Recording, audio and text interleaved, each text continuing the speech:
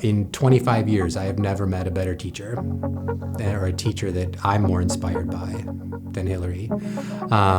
She's just exceptional in every way with her students. You know, I taught a long time, and I watch her teach, and I wish I would have been that good of a teacher. I've been a teacher for 21 years.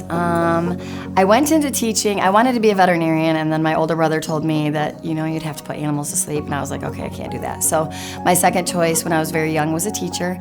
And I kind of decided that because I had a teacher who believed in me. He worked with me. I was kind of difficult and challenging at times, and he really listened to me, which is something that I needed at that age.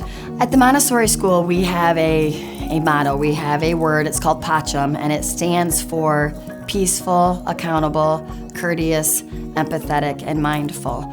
And the whole school uses this as our goal that all of our students are gonna show PACHM everywhere they go, in the classroom, on the playground, outside of our school building when we're in the community.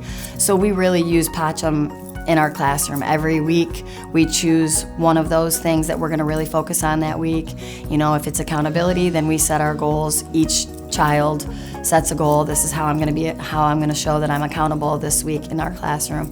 And we just keep practicing all of those, you know, throughout the whole school year, over and over. And, you know, if they're not showing PACHM, we talk about it. How are we gonna fix it? You know, we really focus on trying to, so the children can self-regulate that on their own. You know, we want them, you know, you start to hear the kids saying, you know, you're not being peaceful, your voice level's too loud, you know, you're not being mindful of others, you're stepping on their work area, you know. So the kids start to follow it on their own as we practice it all year long.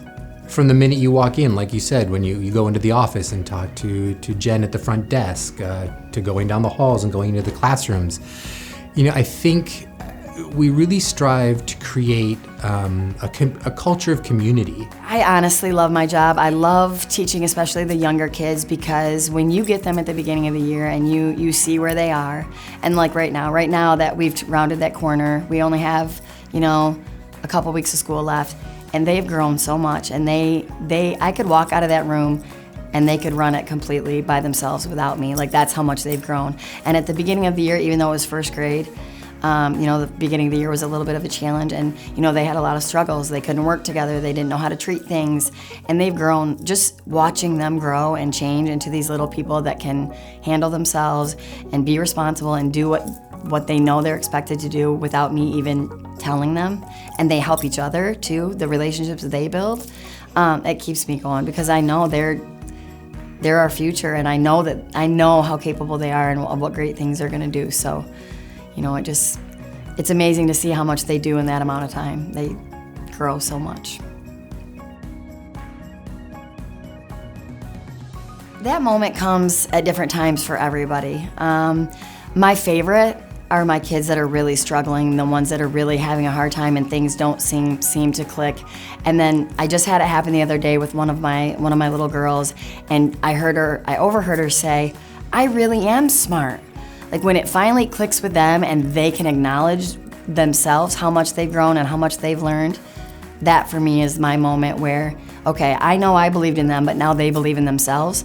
And that's what I've been working for all year, is just for them to believe that they can do it. Once they believe they can do it, they can do anything. Sometimes it just takes a while to get them to believe in themselves. And, you know, when she has a bright, big smile on her face and she's like, "I really am smart." I'm like, "Yes, you are. I've been trying to tell you for 150 days how smart you are," you know.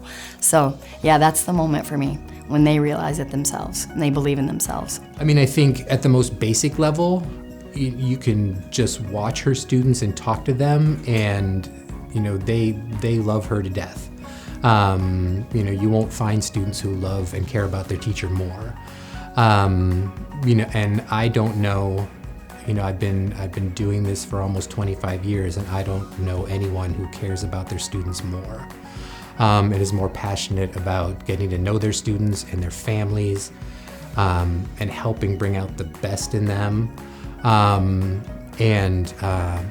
she just goes above and beyond every day. You know, there's nothing she won't say, "Sure, I'll help with that."